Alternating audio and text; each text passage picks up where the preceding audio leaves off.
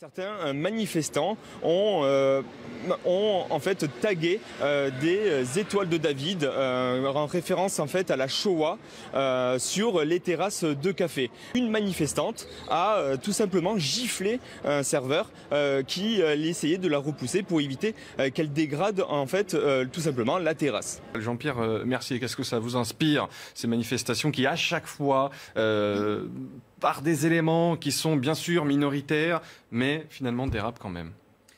Oui, c'est toujours un peu le même constat. Évidemment qu'on ne peut pas cautionner des tags antisémites, c'est une évidence. On ne peut pas non plus cautionner qu'un serveur qui fait simplement son boulot et qui est absolument pour rien dans la politique d'Emmanuel Macron, de la gestion de la crise sanitaire, puisse recevoir une gifle, c'est évident. Maintenant, ces manifestations ne peuvent pas se résumer simplement à ces faits. C'est des centaines de milliers de personnes qui défilent tous les samedis en plein été. C'est une évidence qu'il y a une colère qui s'exprime, qui est beaucoup plus large que ces quelques centaines de milliers de personnes qui manifestent. Vous savez, on va bientôt arriver au 1er septembre. C'est la date fatidique où les employeurs vont pouvoir avoir les mains libres pour pouvoir exercer une pression absolument inadmissible sur les travailleurs, sur les salariés qui sont en contact avec le public. Cette politique d'Emmanuel Macron avec ce pass sanitaire et cette vaccination obligatoire, c'est vraiment une opération politique qui est destinée à vraiment se déresponsabiliser, essayer de monter ceux qui sont vaccinés contre ceux qui ne sont pas vaccinés, d'essayer de faire oublier qu'en 18 mois, il n'a toujours pas embauché les infirmières qu'il faut, il n'a toujours pas embauché le personnel de soignants qu'il faut, les lits sont toujours fermés, et c'est contrainte sur la population, sur les travailleurs. Par contre, alors là, sur les actionnaires de Pfizer, de Moderna, sur le CAC 40, il y a ces libertés totales.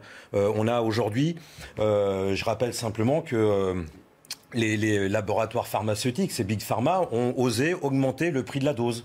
Voilà, et ça a posé de problème à personne. Aucun chef d'État n'est sorti de ses gonds et a dit non, c'est pas possible, il faut interdire ça. Les brevets qui, au tout début, quand les vaccins ont été découverts, les brevets où Emmanuel Macron, même le pape, demandait que ça soit versé dans le domaine public, c'est toujours la propriété privée de ces actionnaires, non pas des chercheurs et des scientifiques qui se sont acharnés à trouver ces vaccins, mais c'est toujours la propriété privée de ces actionnaires. Ils se font du profit, se font du fric là-dessus, c'est inadmissible. Beaucoup de choses pour ce que vous avez dit en réaction à ce qui s'est passé à Perpignan. Je retiens simplement le prix effectivement de la dose qui a augmenté chez Moderna et Pfizer, notamment, pas AstraZeneca, parce que c'est un laboratoire public du Royaume-Uni. La justification de ces laboratoires, c'est qu'on fait payer aux pays les plus riches des doses plus chères pour approvisionner les pays en développement. On en pense ce qu'on veut, on en pense ce qu'on veut. Je vous parle de la justification, je remets des faits. Là où vous avancez bien évidemment une réaction politique. Je remets juste ça. Les faits. Alors, juste pour allez-y, mais simplement pour que nos téléspectateurs comprennent bien.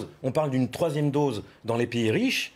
Et dans les pays pauvres, il n'y a même pas le début de la première goutte de la première dose. On espère justement, à travers différents programmes comme COVAX ou ACTA, que les premiers pays auront ces doses de vaccins. Je remets juste simplement des faits au milieu d'un propos très politique. Noël, je peux pas laisser dire ça. À Haïti, par exemple, l'hôpital central de Port-au-Prince, il n'y a même pas un service Covid. Alors qu'ils sont à quelques kilomètres de la première puissance mondiale. C'est quoi cette société qui marche sur la tête ? On aura toujours le Covid dans les pattes si le reste du monde n'est pas vacciné. Alors là, on peut pas compter sur les pays riches pour le faire. Et ça, on est d'accord évidemment avec ce que vous venez de dire.